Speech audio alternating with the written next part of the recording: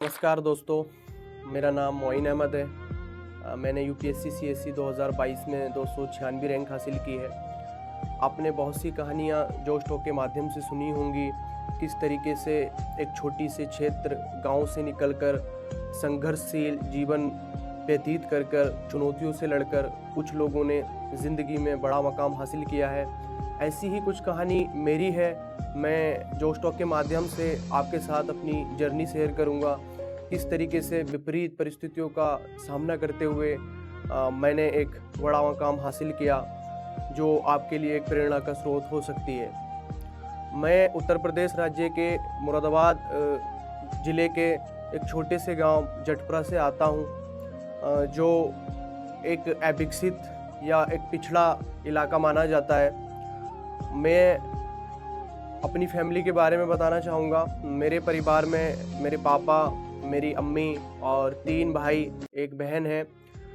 हम लोग एक लोअर मिडिल क्लास फैमिली में आते हैं। मेरे पिताजी यूपी रोडवेज़ में कॉन्ट्रैक्चुअल बेसिस पे ड्राइवर हैं। आपने देखा होगा हरियाणा रोडवेज़, उत्तराखंड रोडवेज़ या यूपी रोडवेज़, तो उन्हीं में जो वो बसें चलती हैं, उन्हीं बसों में मेरे पापा ड्राइविंग का काम करते थे और वो एक कॉन्ट्रैक्चुअल बेसिस जॉब थी मेरे पापा की। हमारी फाइनेंशियल जो सिचुएशन थी वो काफ़ी अच्छी नहीं थी, क्योंकि 7 लोगों का परिवार था। घर में मेरे मम्मी पापा के अलावा हम 4 भाई और 1 बहन थी। पापा को पर किलोमीटर के हिसाब से चार्ज किया जाता था और उसमें भी एक कंडीशन रहती है कि आपको इतनी ड्यूटी करनी होगी तो आपको इतना चार्जेस मिलेगा।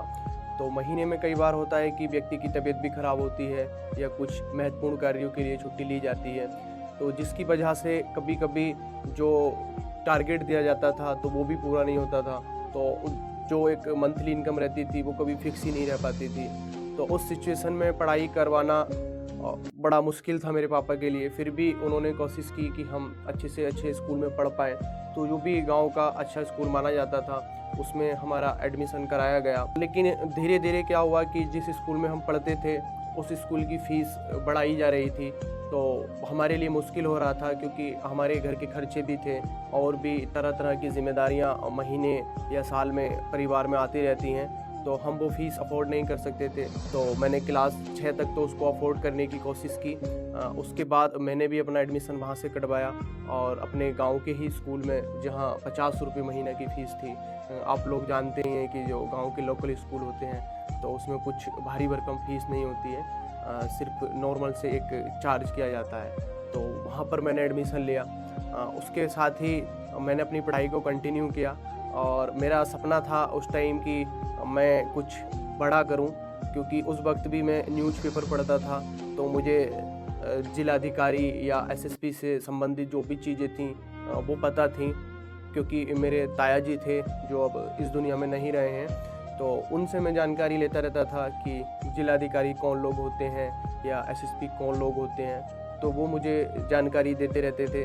तो मुझे एक बेसिक आइडिया था कि आईएएस या आईपीएस क्या होता है। इसके बारे में मैं जहाँ से भी जो जानकारी मिलती थी तो कोशिश करता था कि मैं इकट्ठा करूँ।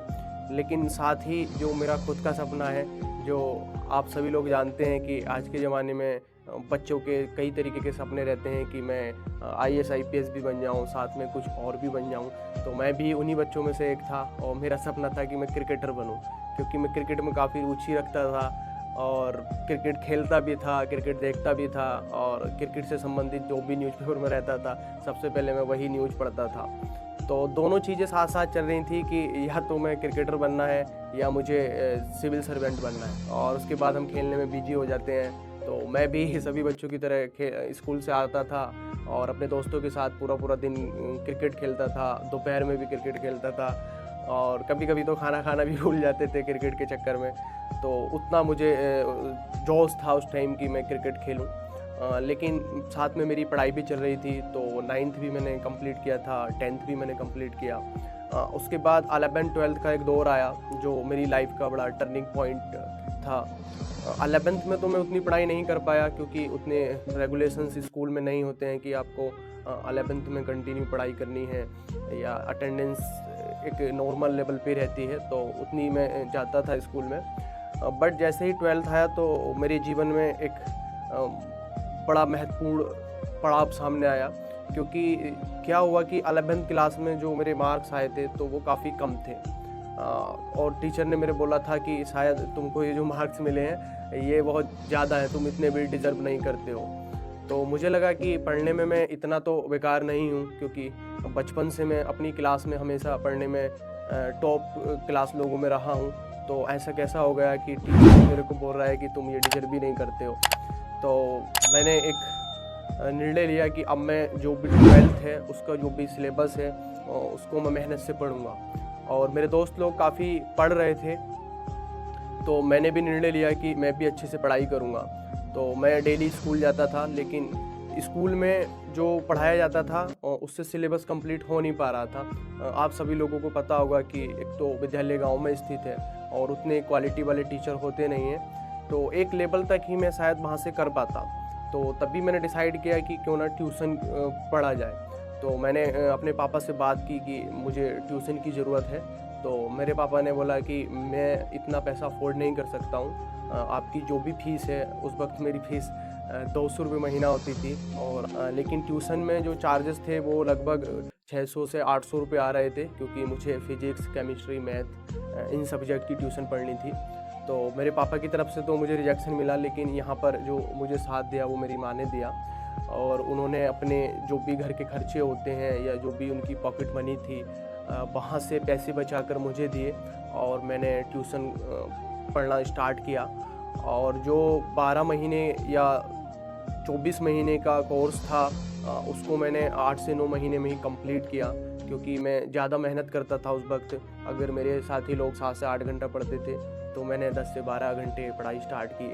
और उस वक्त वो पहला साल था मेरी ज़िंदगी का जब मैंने क्रिकेट नहीं खेला, क्योंकि मुझे पढ़ाई की धुन लग गई थी और मैं पढ़ाई की तरफ मुड़ गया था, मैं कहूँ तो पूरी तरीके से।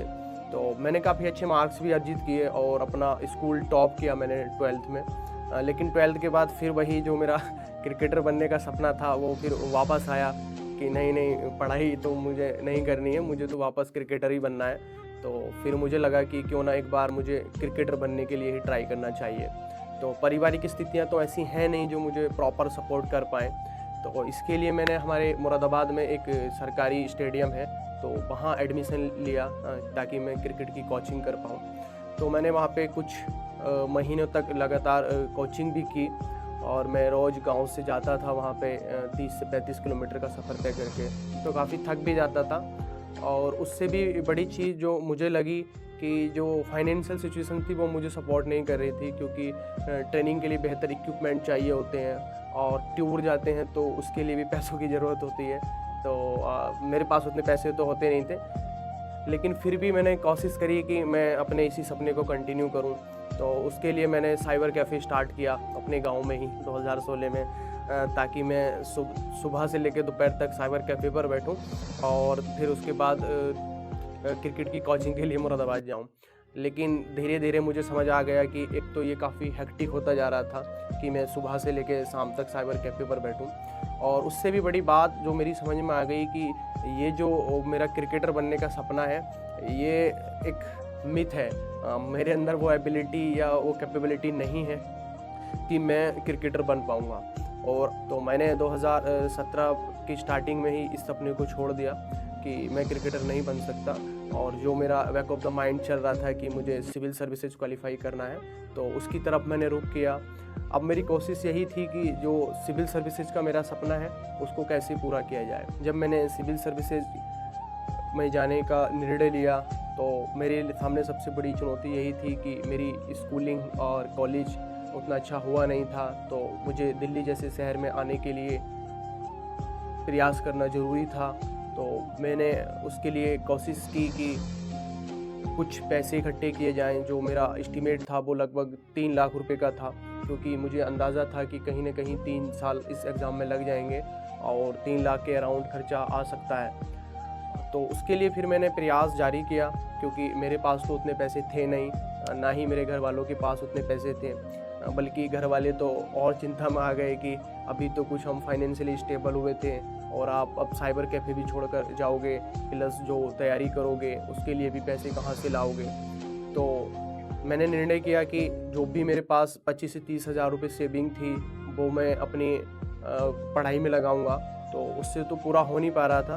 तो उसी बीच मैंने एक बहुत बड़ा काम किया कि मैंने अपनी दुकान पे लोन ले लिया। मुझे ये भरोसा था कि अगर मैं 3 साल अच्छे से मेहनत करूँगा तो जीवन में कुछ ना कुछ बेहतर कर पाऊँगा।